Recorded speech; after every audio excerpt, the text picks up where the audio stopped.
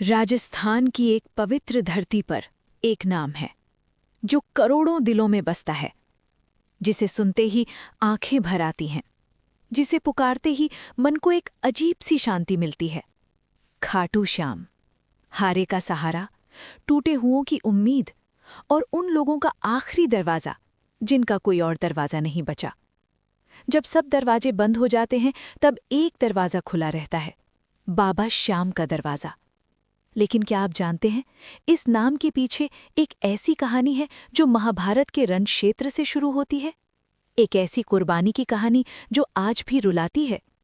एक ऐसे योद्धा की कहानी जिसने हारे हुओं का साथ देने की प्रतिज्ञा ली और आज तक उस प्रतिज्ञा को निभा रहा है। आज हम उस पूरी कहानी को जानेंगे। बरबरीक से खाटू श्याम तक का वो सफर जो हर भक्त को एक बार जरूर जानना चाहिए। बरबरीक, महाभारत का वो योद्धा जो अजेय था। कहानी शुरू होती है महाभारत काल में। पांडवों और कौरवों के बीच युद्ध होने वाला था। कुरुक्षेत्र की धरती पर दोनों पक्षों की विशाल सेनाएं आमने सामने खड़ी थीं। और उस समय उस महायुद्ध की पूर्व संध्या पर एक योद्धा आया जिसका नाम था बरबरीक।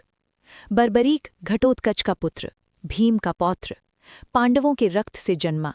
लेकिन इसकी वीरता किसी वंश की मोहताज नहीं थी। बरबरीक ने घोर तपस्या करके मां भगवती को प्रसन्न किया और मां ने उसे दिए 3 दिव्य बाण। सिर्फ 3 बाण, लेकिन इन 3 बाणों की शक्ति ऐसी थी जो पूरे महाभारत के युद्ध को एक ही पल में खत्म कर सकती थी। पहला बाण वो सब चीजें चिन्हित कर देता जिन्हें नष्ट करना हो। दूसरा बाण वो सब चीजें चिन्हित कर देता जिन्हें बचाना हो। और तीसरा बाण एक ही झटके में पहले बाण से चिन्हित सब कुछ नष्ट कर देता।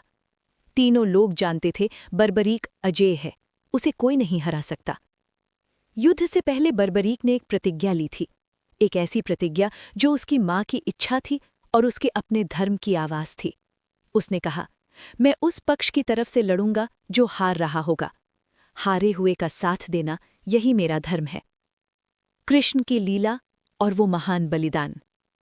भगवान कृष्ण ने जब ये सुना तो उनके मन में गहरी चिंता उठी। नहीं, डर नहीं, कृष्ण को डर नहीं था, लेकिन उन्होंने देखा एक संकट जो युद्ध से भी बड़ा था। कृष्ण ने सोचा, अगर बरबरीक इस युद्ध में उतरा तो क्या होगा? जो पक्ष हारने लगेगा बरबरीक उसकी तरफ जाएगा, और जो पक्ष अब जीतने लगेगा वो फिर हारने लगेगा। तो बरबरीक फिर पाला बदलेगा और ये सिलसिला कभी खत्म नहीं होगा। ये युद्ध अनंत काल तक चलता रहेगा और सबसे अंत में बरबरीक अकेला खड़ा होगा, क्योंकि बाकी सब मर चुके होंगे। कृष्ण ने एक निर्णय लिया, एक ऐसा निर्णय जो सुनने में कठोर लगता है, लेकिन जिसके पीछे थी एक अनंत करुणा, एक लीला जो केवल ईश्वर ही रच सकता है। कृष्ण एक वृद्ध ब्राह्मण का रूप लेकर बरबरीक के पास आए। बरबरीक ने उस ब्राह्मण को प्रणाम किया। ब्राह्मण ने कहा, वीर, मैं तुमसे कुछ दान मांगना चाहता हूं। बरबरीक ने हंसते हुए कहा, हे ब्राह्मण देव, जो मांगना हो मांग लो, मैं वचन देता हूं, जो मांगोगे दूंगा। और तब उस वृद्ध ब्राह्मण ने मांगा, तुम्हारा शीश। एक पल के लिए सोचिए, किसी ने आपसे आपका सबसे कीमती चीज मांगी, आपकी जान, और आपने बिना एक पल रुके हां कह दी, क्योंकि आपने वचन दिया था। यही था बरबरीक। बरबरीक एक पल के लिए रुके। उन्होंने उस वृद्ध ब्राह्मण की आंखों में देखा, और उन आंखों में उन्हें दिखा वो तेज, वो दिव्य प्रकाश जो किसी साधारण ब्राह्मण की आंखों में नहीं होता।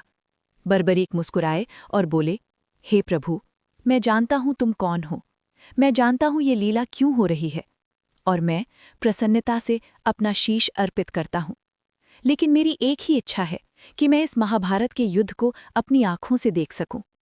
कृष्ण का ब्राह्मण रूप अदृश्य हो गया और वहां प्रकट हुए स्वयं भगवान श्री कृष्ण अपने पूर्ण दिव्य स्वरूप में, और कृष्ण ने अपने इस महान भक्त की अंतिम इच्छा पूरी की। बरबरीक का शीश एक पहाड़ी पर रखा गया जहां से पूरा कुरुक्षेत्र दिखता था, और उन्होंने पूरा युद्ध देखा, अंत तक। श्री किसका दिव्य सत्य का प्रकटन। 18 दिन का महाभारत युद्ध खत्म हुआ। पांडव जीते, लेकिन जीत के बाद एक सवाल उठा, इस जीत का श्रेय किसे जाता है? अर्जुन ने कहा, मेरे गांडीव के बाण। भीम ने कहा, मेरी भुजाओं की शक्ति।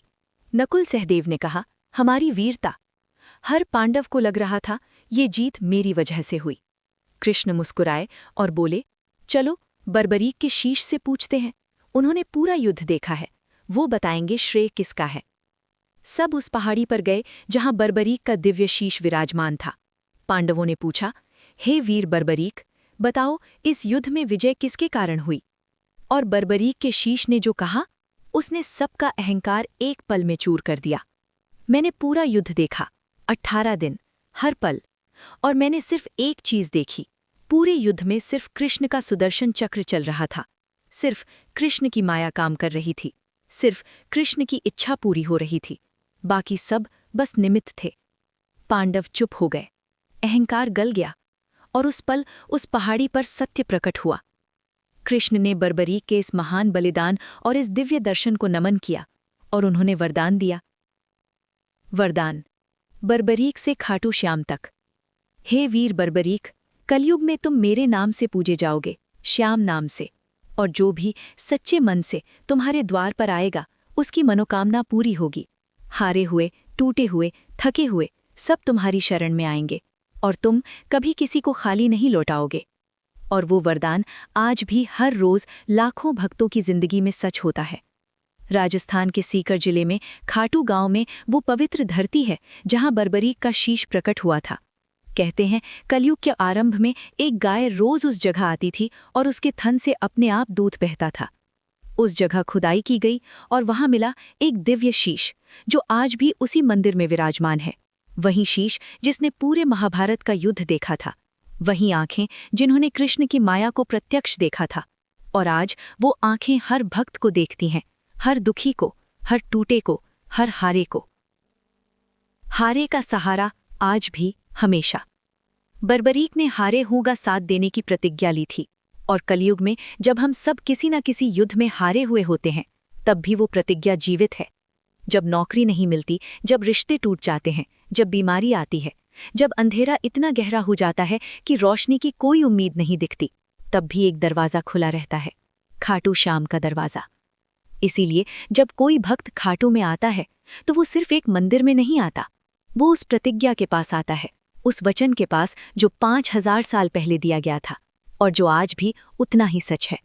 जब लाखों भक्त फाल्गुन मेले में खाटू आते हैं, नंगे पांव, कीचड़ में, धूप में, भूखे प्यासे, तब उनके चेहरे पर थकान नहीं होती, आस होती है, भरोसा होता है, और एक अजीब सी मुस्कान होती है जो सिर्फ उन्हें आती है जिन्हें पता है उनका बाबा उनका इंतजार कर रहा है।